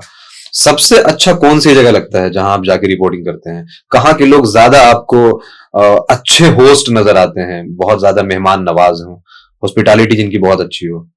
देखिए, ज्यादा ऐसे इंटरेक्शन हो पाया नहीं है लोगों से, क्योंकि मैं जो भी स्टोरी कवर करने के लिए गया हूँ वहां पे वो इमोशनल माहौल सा होता है। क्योंकि कभी भी मैं कोई बहुत अच्छी पॉजिटिव स्टोरी कवर करने के लिए गया नहीं। एक ऐसे टाइम पे जहां पे या तो राइट्स हुए हों या लिंचिंग हुए हों, उसमें भी जो है मुझे सबसे अच्छा वो जो नजर आए हैं वो मेवात के लोग हैं। बहुत बहुत बहुत प्यारे लोग होते हैं, और कैसी भी सिचुएशन हो आपसे आके पूछेंगे, उस सिचुएशन में भी आपसे पूछेंगे कि आपने कुछ खाया, आपने कुछ पिया, इस तरीके की चीजें करते हैं। और हम जब मेवात से लौट रहे थे, ठंड का ही माहौल था मुझे याद है, तो थोड़ी देर के लिए हम बाहर निकले, कुछ लेना था पानी वगैरह, तो हम रोड पे उतरे और ठंड का माहौल था, सीजन था, तो हम आग जो है वहां पे सेकने लगे। हम 5 मिनट के बाद जब उठे तो वो भाई कह रहे नहीं आपको जाना नहीं है, हम घर पे खाना बनवा रहे हैं, एकदम आपको जाना नहीं है बिल्कुल भी। तो थोड़ी देर बात हुई और इस तरीके की वहां के लोगों में मोहब्बत होती है और काफी अच्छे लोग होते हैं। तो मुझे वहां के ज्यादातर लोगों के साथ इंटरेक्शन रहा है, तो मुझे वहां के लोग काफी अच्छे लगे। बाकी जगह पे लोग अच्छे हैं, लेकिन उतना खास जो है इंटरेक्शन ज्यादा जाना नहीं हुआ है, कुछ ही वक्त के लिए जाना हुआ है और लौट आना हुआ है, लेकिन हरियाणा में मेवात में मेरा काफी वहां पे मैंने रिपोर्टिंग की है। अच्छा, कोई ऐसा स्टोरी जिसको आपने जब कवर किया हो तो आप खुद भी बहुत हार्ट ब्रेकिंग फील कर रहे हो, क्योंकि सिनेरियो ऐसा क्रिएट हुआ हो कि बहुत लोग जज्बात में हैं, बहुत तकलीफ महसूस कर रहे हैं? मुझे लगता है सब में, क्योंकि मेरी सारी स्टोरी ऐसी है। खुद भी आप इमोशनल हैं?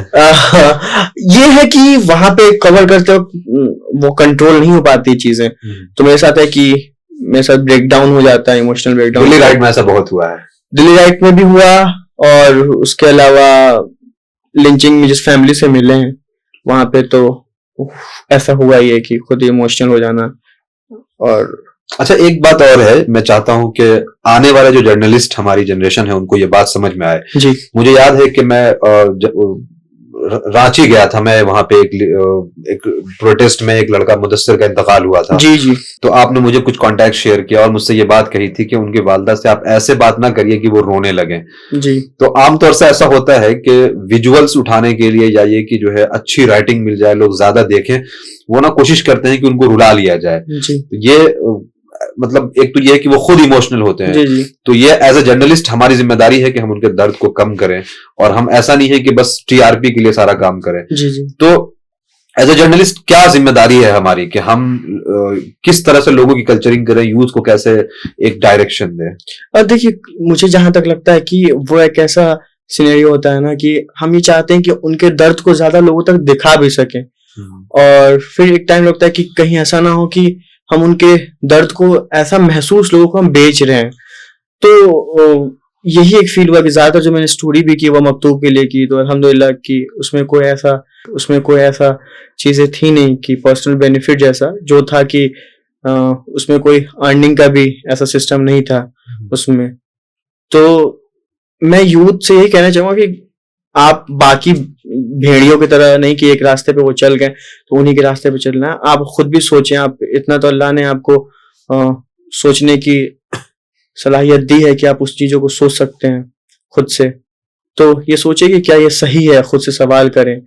आप सिर्फ 1000 और 2000 व्यूज के लिए किसी को रुलाना, जबरदस्ती रुलाना, या बॉस के दबाव में आकर के कि इमोशनल फुटेजेस मिल जाए दिल्ली में फ्लड में जैसे रिपोर्ट्स हुई हैं।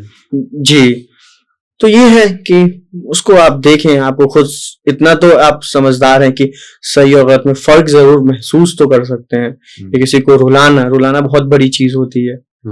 आप छोटी सी चोट लग जाती है, किसी को कोई सामने रो दे तो आपको महसूस हो जाती है चीजें, किसी को तकलीफ हुई है तो वो रो रहा है। और आप वो सोचिए, वो माँ जिसने किसी को पैदा किया और उसको अपने आंखों के सामने जवान होते हुए देखा, 20 साल के उम्र होते होते जिसको लेकर कई सारे ख्वाब सजाए बैठते हैं पेरेंट्स, उसको एक भीड़ मार देती है और फिर उस पर आप आके कहते हैं कि ये रोना है। तो वो चीजें फोर्स नहीं करनी चाहिए। बाकी किसी को कोई ऑटोमेटिकली ही रो देता है तो कहीं ना कहीं मुझे लगता है कि वो दिखाना भी जरूरी है कि लोग उसको महसूस कर सके, एटलीस्ट इतना तो कर सके कि कोई दर्द से जो गुजर रहा है उसको देख करके एहसास करे कि हाँ, एक माँ के ऊपर क्या बीत रही है। और आप ये खामोशी जो है इसका आपको जवाब देना होगा, यहाँ नहीं तो आखिरत में तो जवाब देना ही होगा। और ये कल को आपके साथ भी हो सकता है, तो वो कहीं ना कहीं इंसान उससे कनेक्ट कर पाता है, फिर उसके लिए आवाज उठाता है। तो वो एक जरूरी चीज भी है, लेकिन उसको आप जबरदस्ती ना कराएं, मेरा बस इतना ही कहना। अच्छा, ये जो पूरी हिंदुस्तान में जिस तरह के हालात हैं, मुस्लिम नौजवानों को सहाफत में, जर्नलिज्म में आना चाहिए? बिल्कुल आना चाहिए, बिल्कुल आना चाहिए। और अल्हम्दुलिल्लाह काफी जर्नलिस्ट आए हैं पिछले 5 सालों में। आप देखें कि 5 साल पहले हमें किसी और के पास जाना होता था, हम किसी और को मैसेज कर रहे होते थे, हम किसी और को बोलते थे, और इतना अवेयरनेस भी नहीं था इन सब चीजों को लेकर के। लेकिन मदरसे के बच्चे तक जर्नलिज्म कर रहे हैं, अपना चैनल बना रखा है और अपने लोगों की आवाज उठा रहे हैं। तो ये जो चीजें हैं कहीं ना कहीं मुसलमानों ने सीखा है, और ये इसके लिए तो हमें शुक्रिया अदा करना चाहिए बीजेपी गवर्नमेंट का, खास तौर पे कि इन्होंने इनको नींद से जगाया है, नींद से जगाने का काम किया है। तो आप देखें, मुसलमान जिनको पढ़ाई में इंटरेस्ट नहीं था, वो भी सिर्फ इस वजह से कि अपनी कम्युनिटी का हाल जो है बेहतर कर सके, इस वजह से पढ़ना शुरू किया। और ये कि हमारे पास अपॉर्चुनिटी कम मिलती है, लेकिन हम उसमें भी जो है खुश रहते हैं और अपने लिए कुछ ना कुछ हम रास्ता निकाल लेते हैं। तो ये एक खूबसूरती है यहाँ के खास करके मुसलमानों में कि वो गवर्नमेंट जॉब ना भी हो लेकिन अपना रास्ता कुछ ना कुछ निकाल लेते हैं और वो कर रहे हैं, अच्छा कर रहे हैं काफी लोग। अच्छा, ये बताइए कि CNRC प्रोटेस्ट हुआ, इसमें काफी सारे एक्टिविस्ट थे जो कुछ जेल में भी हैं, उनके अल्लाह रिहाई के लिए आसानी फरमाए। इनमें से कोई एक फेवरेट पर्सन जिसको आप बहुत ज्यादा पसंद करते हो? बिल्कुल। 2-3 नाम भी ले सकते हैं लेकिन एक मैंने पूछा है। देखिए, सजील इमाम से तो काफी ज्यादा इंस्पायर हम हुए, उनको लेकर के काफी उन बच्चों को, मुस्लिम कम्युनिटी को इंस्पायर किया उन्होंने, तो वो एक फेवरेट लिस्ट में आते हैं कि काफी ज्यादा उनका सेक्रीफाइसेस है। 4 साल होने को है, 2-3 महीने में 4 साल हो जाएंगे। 1 महीना काफी होता है, एक दिन काफी होता है, एक दिन काफी होता है घर वालों के लिए। तो ये है कि वो एक फेवरेट लिस्ट में है हमारे, और हमने देखा है कि कैसे लोगों ने खुद, जहाँ पे वो इस प्रोटेस्ट में वो शामिल थे, वहां के लोगों ने उनको रिजेक्ट किया। तो वो सारी चीजें हमने देखी हैं। तो अच्छा, कई सारी मीडिया हाउसेज हैं मुस्लिम, खासतौर से मुस्लिम जर्नलिस्टों ने काफी सारा अच्छा डेवलप किया हुआ है। जी जी। कोई 2 बताएं जो आपका फेवरेट हो। क्या मुस्लिम मीडिया हाउसेस? जी, छोटी छोटी जो अब लोगों ने डेवलप कर रखा है। एक तो आप हैं हमारे फेवरेट जो इसका पैसा ले लीजिएगा आप, ठीक है? किस वाले अकाउंट में ट्रांसफर कीजिएगा? कितने अकाउंट से? ओके, एक ही है। तो ये कि मतलब काफी लोग अच्छे कर रहे हैं। ऑफ कोर्स मुझे सबसे पहला मकतूब रहेगा मेरा हमेशा से, क्योंकि मकतूब के वजह से कहीं ना कहीं मैंने अपनी पूरी जर्नलिज्म जो है सीखी है, अभी सीख ही रहा हूँ। बहुत कुछ मुझे आता नहीं है, थोड़ा बहुत मुझे आता है, लेकिन मैं उनके वजह से ही यहाँ तक अभी अपने लाइफ में अचीव कर पाया हूँ, क्योंकि उन्होंने मुझे अपना प्लेटफॉर्म दिया, उन्होंने मुझे बताया, चीजें समझाए। असला भाई, शाहीन भाई, इन्होंने, शाहीन भाई सबसे ज्यादा, कि एक एक फोटो पे स्टोरी बताना, हमेशा कॉल करके पूछना are you safe, hey man are you safe, ये चीजें शाहीन भाई की हमेशा मुझे, कि कैसे एक बड़े भाई की तरह, एक मेंटोर की तरह गाइड करना, पूछते रहना। ये कि मकतूब हमेशा मेरा फर्स्ट रहेगा और मेरा फेवरेट रहेगा। सेकंड आप हैं। well, मैं ये सवाल इसलिए पूछ रहा हूँ क्योंकि अगर मुझसे कोई पूछे तो मैं ये चाहता हूँ कि जो भी मुस्लिम मीडिया हाउसेज हैं वो बहुत कामयाब हों, बहुत तरक्की करें, बहुत अच्छा करें, और हर एतबार से वो वेल ऑफ हों, ताकि हमारी जो आने वाली जनरेशन है ना, उनको देख करके इस फील्ड में आए। और यकीनन मेरा ख्याल है मकतूब चूंकि जो इस टाइम पे लेफ्ट विंग में जो बड़े बड़े हाउसेज हैं, मीडिया हाउसेज, उससे कम्पीट कर रही हैं और बहुत अच्छा कर रही हैं। तो मुझे अल्हम्दुलिल्लाह बहुत अच्छा लगता है। मिल्लत टाइम्स मेरा बड़ा फेवरेट है क्योंकि खास तौर से शम्स भाई का खुद का पर्सनालिटी है, मतलब एक मौली साहब टाइप आदमी, और उसके बाद उनकी भी जर्नी अल्हम्दुलिल्लाह से मदरसे से शुरू करके इतना बड़ा चैनल खड़ा करना जिसमें मिलियन ऑफ सब्सक्राइबर्स हैं आपके, जहां पे और आपके लाखों व्यूअरशिप हैं, और उन तक आप एक ब्रिज बन करके वो सारी खबरें पहुंचा रहे हैं। शम्स भाई ने भी बहुत काम किया है, बहुत ज्यादा, और अभी भी वो कर रहे हैं अपना मीडिया ऑर्गेनाइजेशन को चलाना, इतने लोगों को मैनेज करना, वो भी कम्युनिटी के हालात से आप वाकिफ हैं कि किस तरीके का हमारे पास सपोर्ट है। सपोर्ट के नाम पे सिर्फ वी स्टैंड विथ यू जैसा कमेंट ही रहता है, मोर पावर टू यू जैसा रहता है। तो बहुत मुश्किल है इस टाइम पे, और इतने सालों से वो कर रहे हैं, और बैकग्राउंड ये भी नहीं कि वो उन्होंने कुछ प्रोफेशनली किया, प्रोफेशनली बहुत ज्यादा कोई इलीट बैकग्राउंड फैमिली रही हो, एक मदरसे से निकला हुआ स्टूडेंट आज इस लेवल पे अचीव किए हैं, तो इंस्पिरेशन काफी लोगों के लिए है। अच्छा, पिछले 1-2 साल में आपके अंदर काफी चेंजेस आए हैं, माशाल्लाह, दाढ़ी बड़ी हो गई है और भी काफी सारी चेंजेस हैं। कौन से स्कॉलर को आप पसंद करते हैं, इस्लामिक स्कॉलर जिनको सुनना पसंद करते हो, या यूथ को बताएं कि इनको सुनो? देखिए, मैं नाम नहीं लूंगा स्कॉलर्स का, क्योंकि बहुत सी चीजें हैं, लोगों को प्रॉब्लम हो जाती है। फिर कई लोग जो जर्नलिज्म से लेके देखते हैं, फिर उनको लगता है कि राना अयूब भी डॉक्टर इसरार को कोट कर रही होती हैं।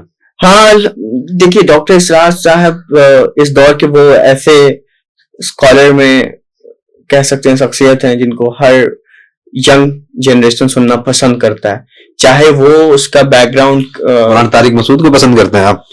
मुफ्ती तारिक मसूद साहब का तो मैं बहुत बड़ा फैन हूँ, मुझे मोटिवेट करने में उन्होंने बहुत ज्यादा हेल्प किया है। तो आप डर क्यों रहे थे ये बोलने में? नहीं, 4 शादी को वो एडवोकेट करते हैं इस वजह से? देखिए वो तो कुरान की बातें बता रहे होते हैं, तो उसमें कोई गलत नहीं है, और उनका बहुत बड़ा नहीं, आप ऐसा भी तो हो सकता है घर जाके जवाब देना हो आपको। नहीं, अल्हम्दुलिल्लाह ऐसा कोई मसला नहीं है। बहरहाल अल्लाह आपको मजबूत रखे हमारे लिए आपको मशाले राह बनाए। आखिरी सवाल आपसे पूछना चाहूंगा कि खास तौर से जिस तरह का जर्नलिज्म आप कर रहे हैं इसमें बहुत पैसा नहीं है, स्टोरीज में बहुत पैसा होता नहीं है, फिर ग्लैमर भी नहीं है जी। तो ऐसे में कोई ऐसा प्रॉपर मीडिया हाउस कायम हो और वो काम करे कि जो भी लिंचिंग की रिपोर्ट्स हो, माशाल्लाह आप तकरीबन रिपोर्ट्स कवर कर रहे हैं, जो भी पीछे ऑपरेशंस हुए हैं, जेनोसाइड और कत्लेआम हुआ उसको कवर किया जाए, उसके ऊपर डॉक्यूमेंटेशन की जाए, तो इसके लिए बहुत खर्च है। तो आप क्या एक्सपेक्ट करते हैं कि इस तरह की मीडिया हाउसेस को कम्युनिटी कितना सपोर्ट करे? देखिए सबसे बड़ी जिम्मेदारी अभी हमारी यही है कि कम्युनिटी को हम अवेयर करा सके। ये उनको इसकी अहमियत ही पता नहीं है कि मीडिया की अहमियत क्या है। और मैंने एक दिन में 20-20 लाख 30-30 लाख रुपए किसी भी जगह पे रॉइट्स हुई है उसके लिए मैंने अपने ट्विटर से फंड रेज किए थे, लेकिन मैंने मीडिया के लिए इक्विपमेंट्स के लिए सिर्फ ये क्या किए तो मुश्किल से 2-3 लोगों के ही उसमें इंटरेस्ट शो किया। तो इससे आप अंदाजा लगा सकते हैं कि एक दिन में कहाँ 20-30 लाख रुपए आप रेज कर पाते हैं, और इक्विपमेंट्स के लिए जो है आप करते हैं तो उस पर लोगों का इंटरेस्ट नहीं रहता। तो लोगों को न्यूज तो चाहिए, लेकिन जो न्यूज कवर कर रहे हैं उसमें उनको इंटरेस्ट नहीं है। तो यह है कि हम उनको अवेयर करा सके कि इसकी वैल्यू क्या है और इसके ना होने की वजह से नुकसानात क्या हैं। क्योंकि आपके पास एक बहुत बड़ा एग्जाम्पल है, बहुत ही बड़ा। गजा में आपने देखा कि किस तरीके से अल जजीरा ने आज वो काम किया है जो पूरे वेस्ट मीडिया एक साइड हो और अल जजीरा एक साइड हो। सही। और उसने फैक्ट्स दिखाए, ग्राउंड से वो स्टोरीज दिखाई हैं कि अगर हमारे पास अल जजीरा नहीं होता शायद से तो ये चीजें नहीं आ पाती। और ये लोग अपना प्रोपेगेंडा जो चला रहे थे राइट विंग की तरह, जो एजेंडा इनका था वो सबको क्लियर था। सबने देखा है कि किस तरीके के बड़े बड़े ऑर्गेनाइजेशन, न्यूयॉर्क टाइम्स जैसे, वॉशिंगटन पोस्ट जैसे घटिया कार्टून बना करके, घटिया ओपिनियन लिख करके डिह्यूमनाइज करने की कोशिश की गई पैलेस्टीनियन को।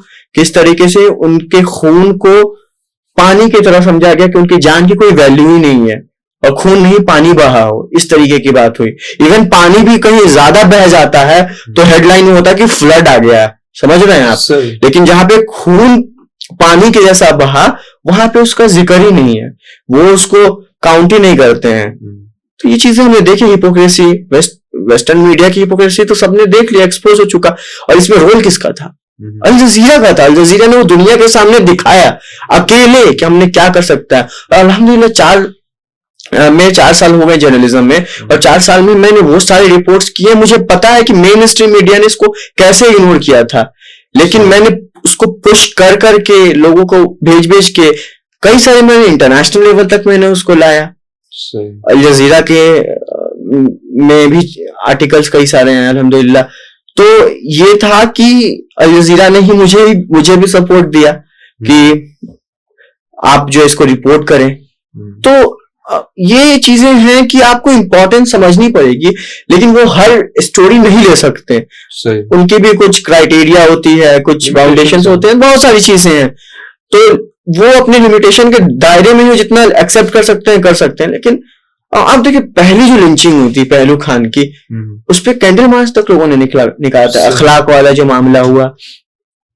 अब कोई ऐसी खबर आती है लोग बात करना पसंद नहीं करते। ऐसे आया, स्क्रॉल करके हटा दिया, जैसे कि किसी की फोटो नॉर्मल आई और लाइक करके हटा दिया, कोई रिएक्शन नहीं, कोई फीलिंग्स उसमें शेयर नहीं कर पाते। ज्यादा से ज्यादा किसी को गुस्सा आता है तो स्टोरी में डाल के 2 वर्ड्स लिखते हैं कि हाँ इनके लिए आवाज उठाएं। इससे ज्यादा कुछ नहीं हो पाता। न अपने घर वाले को बताते हैं कि ये आज हुआ, ना ही सड़कों पे आते हैं, ना ही किसी तरीके का कोई प्रोटेस्ट है, सिर्फ इसलिए कि हिंदुस्तान में कोई अल जजीरा नहीं है। जाहिर सी बात है। और वो हमें खड़ा करना जरूरी है, लेकिन उसके भी चैलेंजेस हैं कई सारे। फाइनेंशियल है ही है प्रॉब्लम सबसे बड़ी, दूसरी की गवर्नमेंट की तरफ से कई सारी चीजें हैं। तो फिर भी आप जब तक कर सकते हैं करें, आप अपना काम तो करें। सही। बहुत डिटेल में बहुत सारी चीजों पे आपसे डिस्कशन हुआ। बहुत शुक्रिया आपका हमारे स्टूडियो में आने के लिए। तो ये थे हमारे साथ द ऑब्जर्वर पोस्ट के फाउंडर मीर फैसल साहब, जिन्होंने बहुत सारी बातें बताई। इनका जर्नी कैसे शुरू हुआ, इन्होंने कैसे चीजों को वर्कआउट किया और कैसे ये चीजों को फील करते हैं, सोचते हैं लाइफ के बारे में, कैसे इनके ओपिनियंस हैं। मैं रिक्वेस्ट करूंगा आप लोगों से कि ऑब्जर्वर पोस्ट को सपोर्ट करें, शेयर करें और उनकी मैक्सिमम रीच बनाएं। और अगले पॉडकास्ट में आप कौन से एक्सपर्ट को किस टॉपिक पे देखना चाहते हैं, कमेंट में जरूर बताएं। फिलहाल के लिए शुक्रिया, थैंक यू।